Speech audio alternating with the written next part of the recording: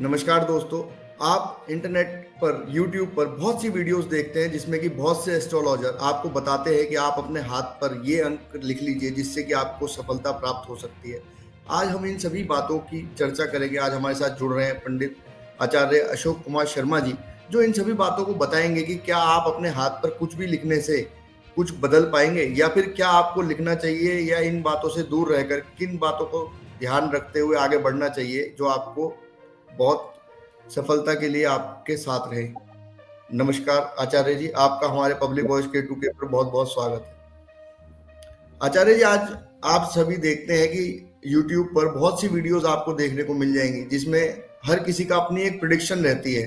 क्या लगता है आपको कि हाथ पर नंबर लिखने से या हाथ पर कोई अंक लिखने से क्या असल में कोई भाग्य बदलता है? देखो, मुझे तो बड़ी हंसी आती है। बहुत सारे न्यूमरोलॉजिस्ट हैं जो बड़े बड़े अच्छे चैनल पे आते हैं, जो आजकल इंटरनेट के माध्यम से बड़े चैनल हैं जिनके बहुत सारे व्यूवर्स हैं। वो हरे रंग का एक पेन लीजिए, ये नंबर लिख लीजिए, आप करोड़पति बन जाएंगे, आप अरबपति बन जाएंगे। तो मैं तो ये सवाल करूंगा कि जो पहले बता रहा है वो क्यों नहीं करोड़पति और अरबपति बना। मैं भी ज्योतिष कर रहा हूँ 20 वर्षों से। अगर ऐसा है तो सबसे पहले मुझे खुद को लिख के स्वयं को करोड़पति और अरबपति बनाना चाहिए। ये समाज को भ्रमित करने वाली बातें हैं, क्योंकि शास्त्र ऐसा कहीं नहीं कहता। शास्त्र ये जरूर कहता है कि कुछ अंगों का जो समूह है वो यंत्र के रूप में हमने जरूर उसका पालन किया, और वो जो यंत्र संख्या जो है वो कम से कम 4, 8, 9, 12, 16 इस तरीके की क्रम संख्या में है।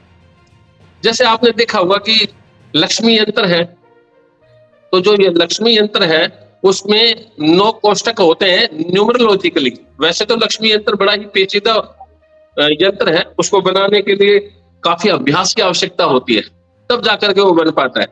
लेकिन ये हाथों पे लिखने मात्र से जो है ऐसा फल मिलेगा, मैं तो बड़ा अचंभित होता और हंसी भी आती है। और इसके बारे में कहीं लिखा नहीं मिलता, ये लोगों को गुमराह करने की बातें हैं।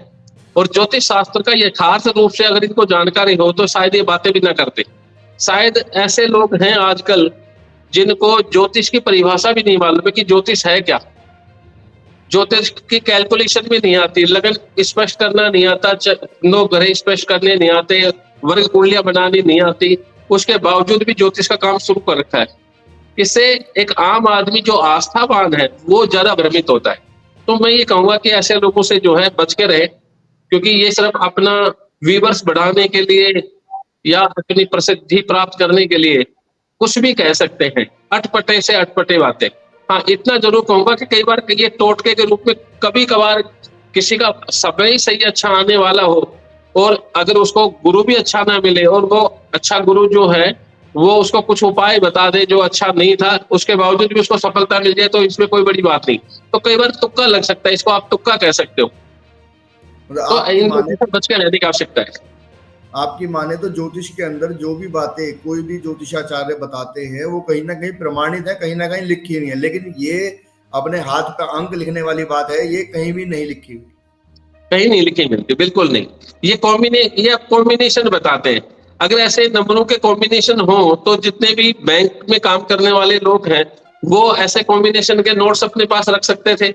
ऐसे कॉम्बिनेशन ये शुरू से अपने बच्चों के हाथों पे लिख के, जो फेल होने की, जो बच्चे पढ़ने में अच्छे नहीं है उनके अपने बच्चों के ही हाथों में कुछ कॉम्बिनेशन के नंबर लिख के फर्स्ट डिवीजन से पास करा सकते थे। ऐसा कैसे संभव है?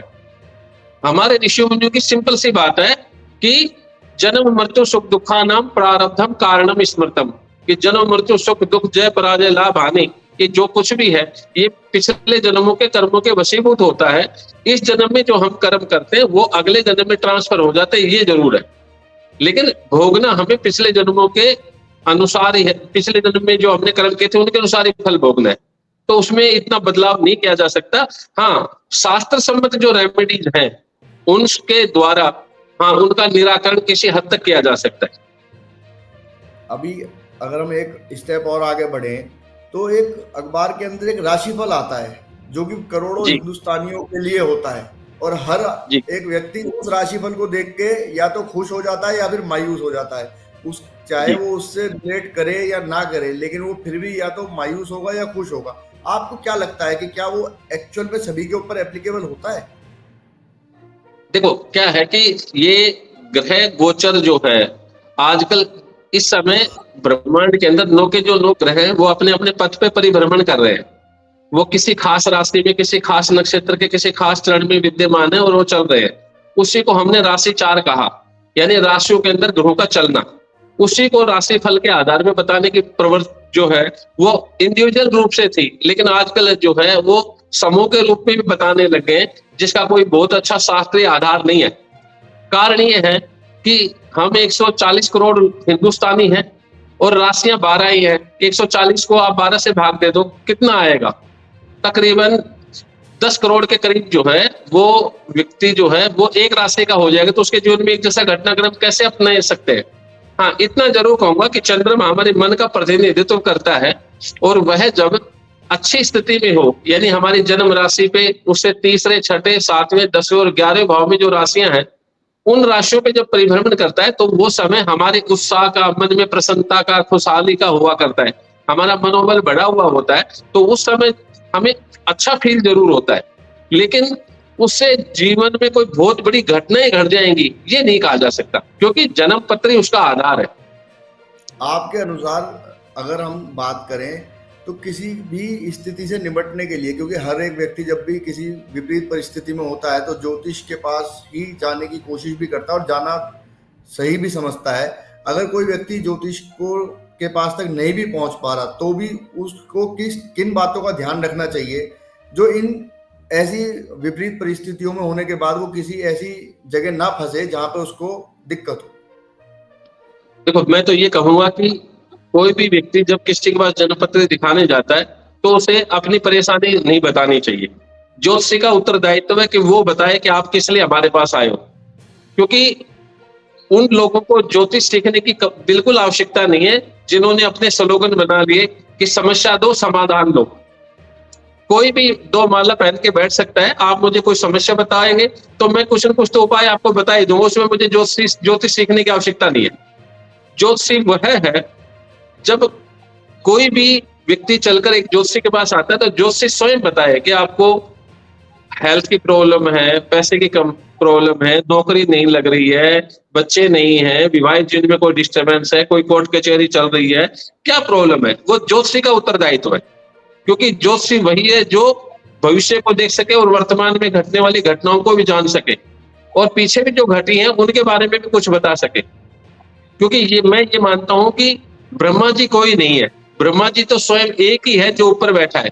ज्योतिषी जो है वो ज्योतिष विद्या को पढ़ करके और उनके योगों को, उनके नियम सिद्धांतों को लगा करके ये बताने में सक्षम है कि जब जब ये सिद्धांत लागू होते तो ऐसी घटनाएं घटती हैं, जन्म पत्री में ये योग बनने से ऐसे फल प्राप्त हुआ करते। ये ज्योतिषी का उत्तरदायित्व है। आप किसी के पास भी जाएं और आप कुंडली दिखाएं और अपनी तो मनोव्यथा आपने बताई नहीं और सामने वाला कह दे आपको काल सर्प दोष है, आपको पितर दोष है, तो ऐसे में आप जो पूछने गए वो तो भूल जाएंगे। और अब वो 10-20-50 हजार रुपए आपसे लेकर के और रेमेडी करके और आपसे पैसे ऐंठ लेता है, उसको ज्योतिष की जानकारी नहीं है। हाँ, काल सर्प दोष जो है वो तो होता ही नहीं, वास्तविकता है। और पितृ दोष भी जो है वो उन्हीं लोगों के होते हैं जिनके नर संतान नहीं हो, मेल चाइल्ड जिनके नहीं होते उनकी कुंडली में होने की संभावना है, क्योंकि इसको श्राप दोष कहा।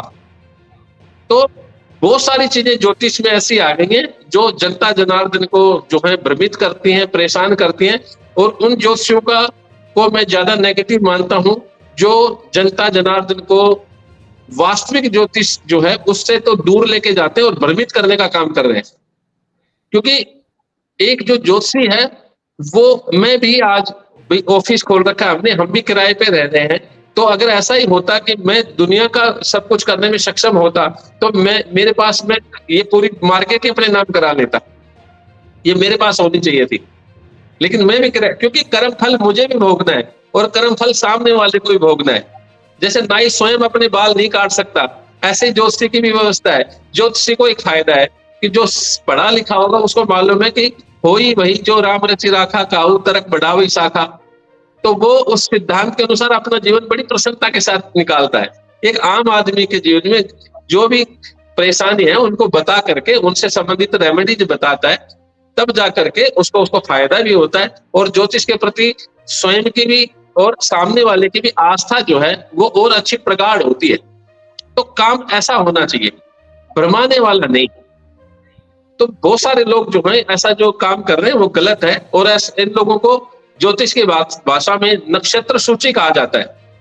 ऐसे व्यक्ति जो आदरणीय नहीं है, क्योंकि वास्तविक ज्योतिष जो है वो बड़ी गूढ़ है और इसमें बात करके कोई राजी नहीं है। सबसे बड़ी समस्या ये है, हर किसी को झटपट चाहिए, क्योंकि अगर आप कोई भी बढ़िया डिश बनाएंगे तो उसको एक दिन पहले से तैयारी करनी पड़ती है, आप जानते हैं। तो ज्योतिषी को भी पढ़ा लिखा होना चाहिए और वो ज्योतिष करे जो समाज को भ्रमित ना करे, एक आम आदमी की मजबूरियों का फायदा ना उठाए। ऐसा करने से आप ज्योतिष के साथ में भी जो है एक अच्छा वो रखते हैं और सामने वाले के साथ में भी कम से कम मन में एक संतोष तो होगा कि मैंने किसी का गलत नहीं किया। ये सबसे महत्वपूर्ण बात है। आपकी माने तो ज्योतिष की बातों को जब भी हम देखने जाएं, करने जाएं, हमारे व्यूअर्स देखने जाएं, उनसे सलाह लें तो सारी बातों को अच्छे से समझें और अपने आप कुछ ना बताएं, सामने वाले से पहले उसको बताने दें, उसके बाद उसके ऊपर अमल करें। बिल्कुल सच्चाई है। देखो आज देखो डॉक्टरी लाइन में भी जो एक्सपीरियंस जो है डॉक्टर, वो खुद सब कुछ पता करके बताते कि आपको ये समस्या है। लेकिन ऐसे डॉक्टर की भी कमी नहीं है आज समाज में कि आप जाके बैठते हैं, वो सब पूछते हैं, अच्छा आपको दर्द है, कितने दिनों से है, सांस ले लीजिए, आपको कहीं खांसी तो नहीं हो रही, बलगम तो नहीं आ रहा, सब पूछते हैं। उसके बाद वो मेडिसिन बताते हैं। तो ऐसे ही एस्ट्रोलॉजर भी बहुत है, तो ऐसे एस्ट्रोलॉजर से भी अवेयर होना चाहिए। ज्योतिषी वो जो बताए तभी उसको ज्योतिषी मानो, अन्यथा नहीं मानो। आपने बहुत अच्छे से आज हमारे व्यूअर्स को बताया कि किस तरीके से आप जितने भी ये यूट्यूब पे और वैसे वीडियोस बनते हैं अनर्गल ज्योतिष को लेके, उनसे बचना चाहिए। आज आप हमसे जुड़े, आपका बहुत बहुत धन्यवाद। अपनी राय कमेंट बॉक्स में जरूर दें। धन्यवाद।